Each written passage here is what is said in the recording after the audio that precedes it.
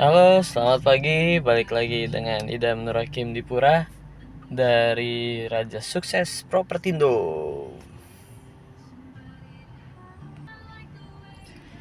Pada video kali ini kita akan membahas terkait servo mechanism. Apa itu servo mechanism? Mungkin teman-teman pernah dengar. Saya juga baru mempelajari hal ini, baru mendapat insight juga dari sebuah video terkait servo mechanism.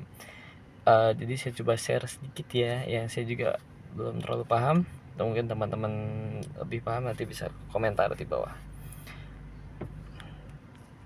Oke, pendahuluannya gini.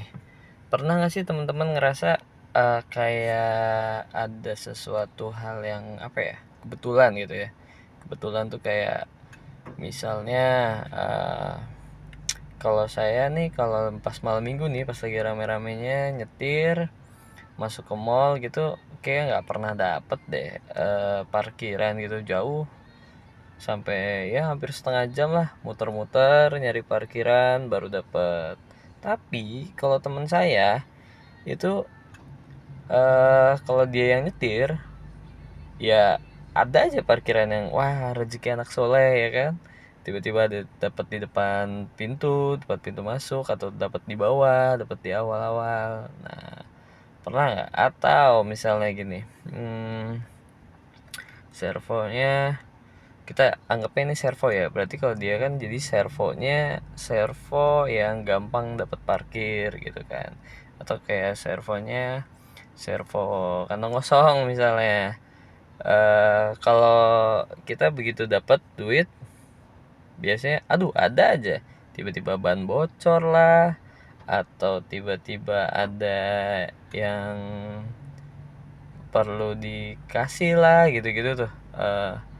Ya ada aja yang harus dikeluarkan gitu, tiba-tiba ada pagar rusak lah apa kayak gitu. Nah itu ya, tapi kalau kita nggak dapet duit ya nggak ada terjadi apa-apa gitu. Nah itu yang dinamakan servo.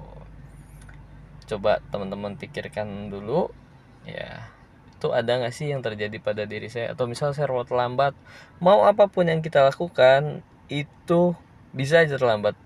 Kita udah berangkat setengah jam atau sejam sebelumnya, tiba-tiba di jalan macet gitu kan, salah jalan lah gitu. Nah itu yang dinamakan servo. Oke, kalau teman-teman udah dapet servonya, ini secara singkatnya ya, kadang-kadang orang ngerasa kalau servo itu tuh sebuah kebetulan gitu.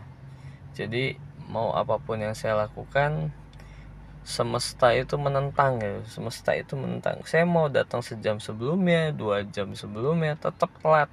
Saya tuh orangnya telat gitu. Gitu ya. Ya, yang teman-teman perlu perhatikan pada video ini, itu tidak serta-merta bahwa terjadi, bukan serta-merta, maksudnya itu bukan kebetulan loh gitu.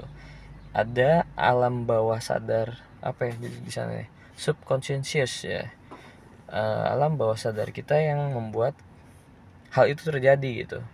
Jadi alamnya kita yang membuat itu, bukan alam semestanya itu yang mendukung gitu.